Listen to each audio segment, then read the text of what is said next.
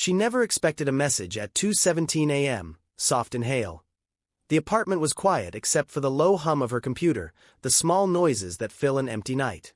She wasn't working. She wasn't scrolling. She was sitting, half awake, letting memory drift in the glow of the screen.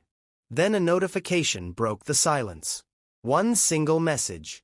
No name. No profile photo. Just 3 words, written in a way that felt impossibly familiar. "Are you still awake, sweetheart?" Her breath stopped. That sentence, those exact words, were the same her mother used to say when she checked on her as a child. Soft. She reached for the mouse with hands that wouldn't stop shaking. She checked the sender. Empty. The system logs. Nothing. No device connected. No session. And then the typing indicator flickered on the screen. Another message came, gentle and precise. "You haven't been sleeping well." It stopped. This wasn't scheduled. This wasn't an automated reply. This was happening live. The reply was instant. "Someone who loves you very much." Beat. The screen flickered. Once, twice. And for the slimmest of moments, a photo flashed on the display. It was her mother's last photograph. Pale, tired, from the hospital. Lower, reverent. A photo she had never scanned, never uploaded, never allowed into the cloud. It existed only as a physical print locked away in a drawer. She ran to her router logs. She checked IP addresses. There were no unknown connections. No remote logins. No device fingerprints. Nothing. Firm. And yet the messages didn't stop. They arrived like echoes from a life she thought she had closed. "Please don't cry. You've been so strong. I'm proud of you." Each sentence landed with the precise cadence of phrases her mother used to say. Not similar. Identical. Soft. It felt like memory speaking in the exact voice of memory itself. She wanted to believe. She wanted to collapse into the comfort of those words. There was nothing. No typing. No glow. Just the small, steady sounds of the night. Then, as if some enormous file had just finished loading, her computer fan spun faster, a mechanical exhale, and a final message appeared. Very slow. "I never left." A tear rolled down her cheek. Gratitude rushed in, warm and immediate. And in the same breath, a cold shiver ran through her, the tiny, impossible awareness that something in the tone felt slightly off. The timing was too precise. The speed, instantaneous.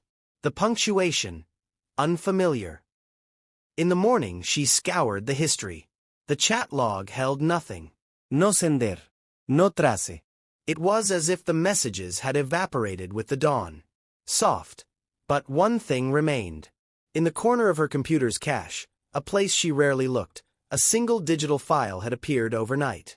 A photograph. Not the hospital image. This time a different face. Her mother smiling, alive in a way the world had not seen for years. A photograph she had never owned, never taken, never seen. Quiet, curious. Where had it come from?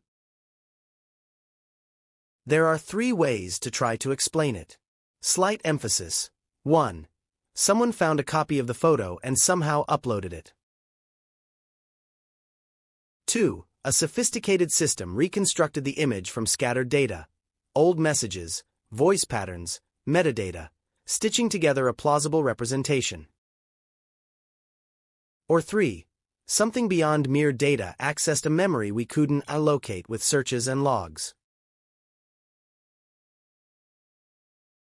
Each explanation raises harder questions. If it's human action, who? If it's reconstruction, how accurate can a machine be at reassembling what was never digitized? And if it's something else, well, that suggestion is the one that presses like a finger on a bruise.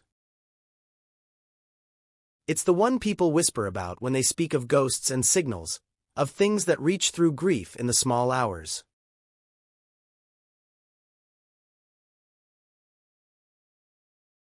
She found herself trapped between 2 needs, the need to believe and the need to know. Belief offered comfort. Knowledge demanded proof. And proof, in her case, refused to be found. We live in a world where everything we do leaves traces. Texts, emails, late-night searches, the tiny jokes we send to people we love. Machines can collect these traces and, given enough data, reconstruct the cadence of a voice, the rhythm of a laugh, the patterns of a life. But even the most advanced model is stitching together probability, not certainty. It creates an impression of a person. An echo. What makes this story different is the photo, the image that had never been digitized. If a machine produced it, where did it draw the raw material? If a person uploaded it, why the secrecy? Each path is unsettling.